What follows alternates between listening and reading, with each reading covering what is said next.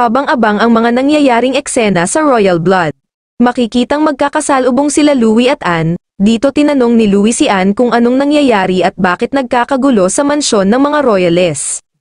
Sagot naman ni Anne na nagkaroon ng entrapment operation ang mga pulis para mahuli ang totoong pumatay kay Gustavo. Tanong ni Louis kung paano involve ang kanyang mama na si Margaret. Dito sinabi ni Anne na kay Margaret nakita ang mga ebidensyang ginamit sa pagpatay kay Gustavo. Sinabi din ni Anne kay Louis na si Margaret ang killer. Magkausap naman sila Napoy at Beatrice. Tinatanong ni Napoy si Beatrice kung may alam ba ito tungkol sa sinasabi ni Margaret na kasabwat nito.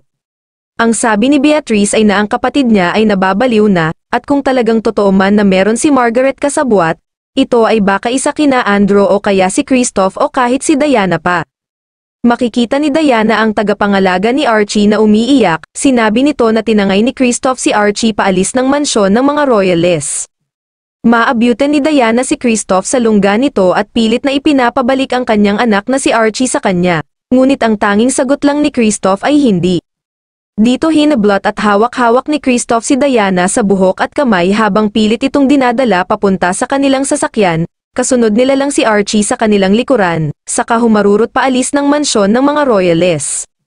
Maririnig na kausap si Napoy sa kanyang telepono si Sarge at tila may nakakagulantang na balita itong narinig si Napoy. Ano kaya ang nalaman ni Napoy? Sino nga ba ang tinutukoy na kasabwat ni Margaret? Abangan ang mga kapanapanabik na episode na ito sa Royal Blood. Kung nagustuhan nyo po ang aking munting video, please like, comment and subscribe. Thank you for watching Camille VMB Official.